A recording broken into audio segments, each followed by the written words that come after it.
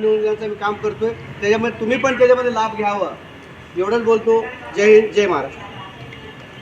शुभ्र ज्योत्स्ना पुलकित यामिनी फुल्ल कुसुमित द्रुमदल शोभिनी सुहा. टाळ्या कोणी वाजवायच्या नाही.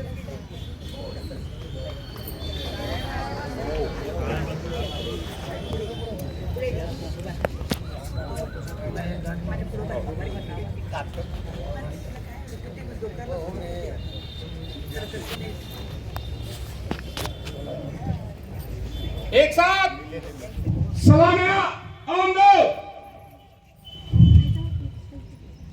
जैसे थे. एक साथ ध्वज गीत शुरू करेंगे. शुरू कर. विजयी विश्व तिरंगा प्यारा झंडा ऊंचा रहे हमारा सदा शक्ति सरसाने वाला प्रेम सुधा बरसाने वाला वीरों को हर्षाने वाला मातृभूमि का तन मन सारा झंडा ऊंचा रहे हमारा शान नहीं सकी जाने पाए चाहे जान भले ही जाए विश्व विजय करके दिखलाए तब होवे पूर्ण हमारा झंडा रहे हमारा विजयी विश्व तिरंगा प्यारा झेंडा ऊंचा रहे हमारा. ब्रेड विश्राम. सर्वप्रथम या ठिकाणी प्रास्ताविक करण्यासाठी चेतन भाऊ नरोटे साहेबांना विनंती करतो. आपण प्रास्ताविक देतो. शहर व जिल्हा काँग्रेसच्या वतीनं आज आपले खासदार यांच्यातून आपण असं या ठिकाणी रन केलेलं आहे. सर्व माजी आमदार, सर्व माजी महापौर, सर्व मंडळचे अध्यक्ष, सर्व नगरसेवक, इतर समजलेले सर्व आमचे काँग्रेसचे पदाधिकारी व काँग्रेसचे सहकारी कार्यकर्ते. देशाला 78 वर्ष पूर्ण होत आहेत. देश स्वातंत्र्य करत असताना महात्मा गांधी, शहीद भगतसिंग, सुभाषचंद्र बोस, लोकमान्य टिळक, पंडित जवाहरलाल नेहरू अनेक लोकांनी देश स्वातंत्र्य करताना जी चळवळ उभा केली त्यातून आपल्याला हे स्वातंत्र्य मिळालेलं आहे. अनेक लोकांच्या घराची राख रांगोळी झाली, अनेक लोकांना जेलमध्ये जावं लागलं, अनेक वीर लोकांना फासावर लटकावं लागलं आणि ब्रिटिशांना चले जाओ हा नारा त्यावेळेस झाला आणि देश आपला स्वातंत्र्य झाला. ब्रिटिशना पळवून लागलं आणि बघितलं आपण आता बघता 78 वर्ष या ठिकाणी होत आहेत. ज्याप्रमाणे ब्रिटिशाला चले जाओ ब्रिटिश निघून गेले त्यानंतर या देशामध्ये हरित क्रांती झाली, औद्योगिक अनेक रस्ते, वाहनं सर्व चळवळ उभा करत असताना या देशामध्ये अनेक आपल्या माजी पंतप्रधानांचं फार मोठं योगदान आहे. आपण आता बघताय की ज्याप्रमाणे ब्रिटिश सरकारच हुकुमशाही, आता जे भारतीय जनता पार्टी सरकार आहे तानाशाही हुकुमशाहीकडे सरकार जात असताना बेरोजगारी, महागाई, भ्रष्टाचार या भारतीय जनता पार्टीच्या कारभारात आपण बघता की ह्या देशाचे पंतप्रधान व गृहमंत्री अमित शहा अनेक लोकांना ईडीचे धमकी असेल, अनेक लोकांना जेलमध्ये घालण्याचं असेल, पण आदरणीय राहुलजी गांधी मैं नहीं डरूंगा त्याप्रमाणे या देशामध्ये पुन्हा एकदा भारतीय जनता पार्टीच्या विरोधात चळवळ उभा केली. अखंड भारत देश तरी चालला आणि त्या माध्यमातून लोकांना जोडलं. आज आम्हाला आनंद आहे की आपल्या ताई हे खासदार झाल्यात आणि त्यांनी शपथविधी घेताना ज्या बाबासाहेब आंबेडकरांनी घटना दिली, घटना हातात घेऊन त्यांनी शपथ घेतली. आम्हाला सगळ्याला अभिमान आहे. ज्या पद्धतीनं देशामध्ये आता एक राहुलजी गांधींच्या नेतृत्वाखाली आपण लढतोय त्याचप्रमाणे सोलापूर शहरामध्ये सोलापूरचा अभिमान आहे आम्हाला की ज्या पद्धतीने ते त्या सभागृहामध्ये विमानतळ असेल, सोलापूर च्या युवकांना हाताला काम मिळालं, IT पार्क असेल, सोलापूरच्या शेतकऱ्यात असेल, सगळ्यात महत्त्वाचं मराठा, धनगर, कोळी बांधव आणि सगळ्यांचा त्या ठिकाणी पहिल्याच मीटिंगमध्ये त्यांनी आवाज उठवला. त्याबद्दल हे आमचं काँग्रेस भवनच्या वतीनं ते तुमचं अभिनंदन करतो. आपण इथं सगळे आलात. आपल्याला ज्याप्रमाणे ब्रिटिशाला पळवून लावलं त्याचप्रमाणे आता आपल्याला शपथ घ्यायचं आहे येणाऱ्या काळामध्ये भारतीय जनता पार्टीला चले जाओ असा नारा देऊन आपले राहुलजी गांधी यांच्या नेतृत्वाखाली व नाना पटोले साहेब, शिंदे साहेब, ताई यांच्या नेतृत्वाखाली आपल्याला काम करायचं आहे. ताई खासदारकी तर आपण ह्या सगळ्यांच्या आशीर्वादाने निवडून आलात, पण आता खरी लढाई आहे. आता राज्यामध्ये जे आपला काँग्रेस पक्ष निर्णय घेईल, जे नाना पटोले साहेब, शिंदे साहेब व ताई जे निर्णय घेतील त्याप्रमाणे येणाऱ्या काळामध्ये राज्यात देखील आपली सत्ता आणण्याकरता आपण सगळे शपथ घेऊयात आणि भारतीय जनता पार्टी पुन्हा आपण ह्या राज्यातनं हकलून देऊयात. आपण बघता की लोकल जो सर्वे त्यांचा झाला त्यामध्ये भारतीय जनता पार्टी फक्त आता 65 दाखवलेले आहे. त्यामुळे हे इलेक्शन थोडं पुढे टाकलेलं आहे. हा खऱ्या अर्थानं विजय तुमचा आहे, हा विजय आपला सगळ्यांचा आहे. आणि भविष्यकाळात आता तै निवडून आले, आपल्या सगळ्यांची कॉलर तैट झाली, आम्हाला अभिमान आहे. त्याचप्रमाणे येणाऱ्या काळामध्ये काँग्रेस पक्ष वाढवण्याकरता आज आपण शपथ घेऊया आणि येणाऱ्या राज्यामध्ये देखील आपलं सरकार आपण सगळेजण आणूया. आज 15 ऑगस्ट दिवशी हेच आपण सगळे शपथ घेऊयात आणि भारतीय जनता पार्टीला पुन्हा एकदा ब्रिटिशांना जसं चले जाओ तसं भारतीय जनता पार्टी या देशातनं हद्दपार करूयात. हीच खऱ्या अर्थानं आज आपण शपथ घेऊयात. पुढील कार्यक्रम टिकाळे साहेब आपण या ठिकाणी घ्या. जी हाँ, आज मैं तमाम भाइयों से बहनों से गुजारिश है, बड़ों से गुजारिश है, भारत माता की जय. ते स्वातंत्र्य दिन आज साजरा करतोय आपण. देशाला काय शुभेच्छा द्याल? सोलापूरला काय शुभेच्छा? आज स्वातंत्र्य दिनानिमित्त सोलापूरला, महाराष्ट्राला, देशाला मनापासून शुभेच्छा देते. आज या मातृभूमीचा वाढदिवस आहे आणि तो आपण साजरा करत असतो. तो साजरा करत असताना या गोष्टीचा अभिमान वाटतो की सोलापूरने 10 वर्षानंतर आज सोलापुरात काँग्रेसचा खासदार आहे.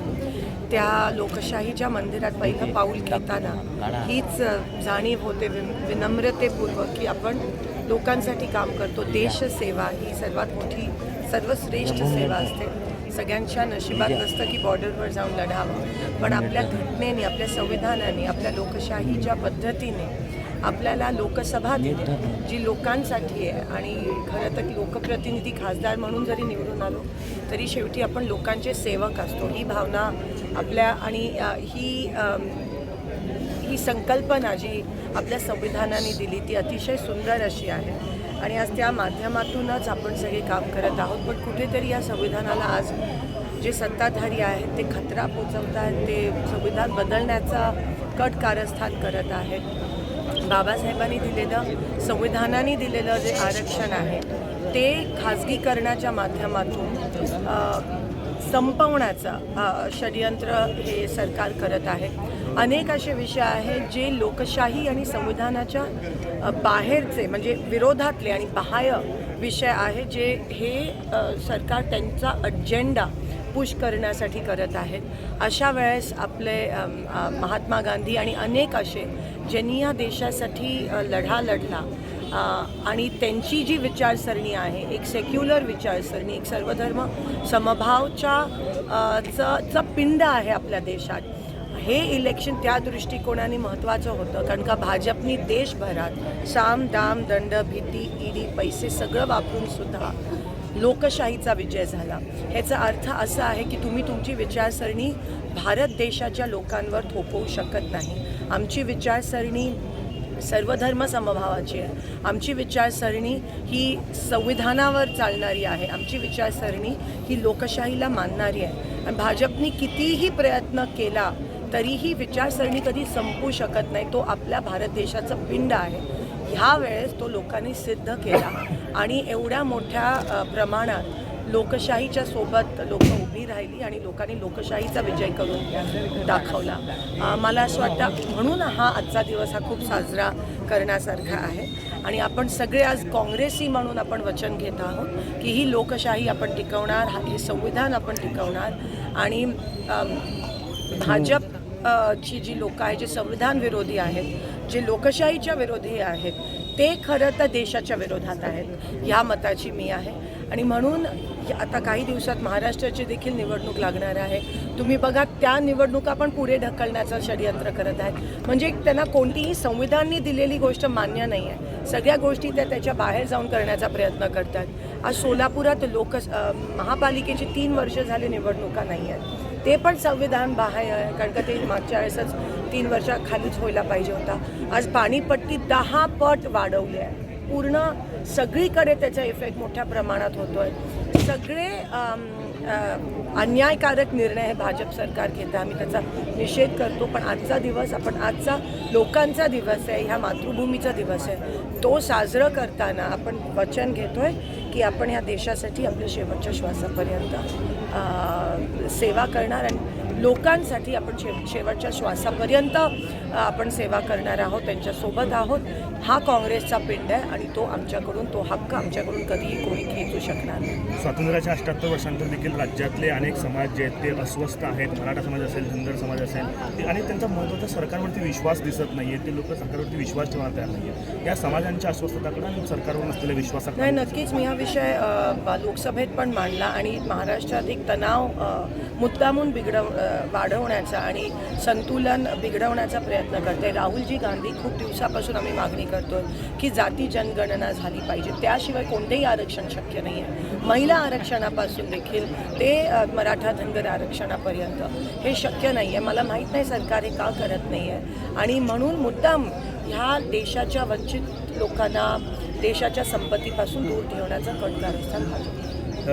मोदींचं भाषण सुरू आहे आता लाल किल्ल्यावरनं. ते असं म्हणतात की 2047ला भारताला विकसित भारताकडे नेऊन द्यायचं. त्यांचा संकल्प ते मांडतात. त्या भाषणाकडे, त्या संकल्पाकडे आपण कशा? मला पूर्ण खात्री आहे की भारत देशाच्या लोकांच्या योगदानामुळे भारत हे लवकरच सुपर पॉवर होणार आहे. पण ते देशाचं लोकांचं योगदान आहे आणि आपला थॉट प्रोसेस जो आहे तो सेक्युलर आहे. त्याच्यामुळे भारत पुढे जात आहे. पण ते केवळ एका माणसाचं श्रेय नाही आहे. ते अनेक वर्षापासून अनेक गव्हर्नमेंट्स, अनेक सत्ताधाऱ्यांचं जे श्रेय आहे त्याच्यामुळे. लाडकी बहीण योजनेचे पैसे जमा व्हायला सुरुवात झालेली आहे. लाडकी बहीण म्हणून किती आनंद आहे आणि सरकारला काय? मला असं वाटते लाडकी बहीण योजना हे एक पॉलिटिकल स्ट्रॅटेजी आहे, स्टंटबाजी आहे आणि बहिणींना अर्थात सन्मान होत असेल या माध्यमातून, ठीक आहे. पण खरं तर भाजपची मानसिकता ही महिलांच्या विरोधातली आहे. ती लाडकी बहीण कधीही सावत्र बहीण होण्याची शक्यता इलेक्शन नंतर. पण ते म्हणतात की लाडकी बहीण योजनेला मी पैसे देतोय, मात्र त्यांचेच आमदार रवी नानासारखे आमदार असतील, साताऱ्याचे आमदार असतील, ते लोक म्हणतात की जर तुम्ही मतदान नाही केलं तर तुमचे पैसे परत करून. त्याच्यावरूनच कळतं की त्यांची कोणत्या पद्धतीची मानसिकता आहे. लाडक्या बहिणी सोबत लाडका शेतकरी, लाडका रोजगार, आपला काम करणारा कामगार असेल, असे अनेक लाडके आहेत. पण सगळ्यांच्या ही फक्त पब्लिसिटी स्टंट आहे आणि जे मध्य प्रदेश सरकारने केलं. पण आता लोक खूप हुशार झाले. लोकांना माहिती आहे की हे खेळ फक्त इलेक्शनपुरती असतात. एक स्थिर सरकार देणारं काँग्रेस महाविकास आघाडीच लवकर तुम्हाला महाराष्ट्रामध्ये सत्ता आलेली दिसेल.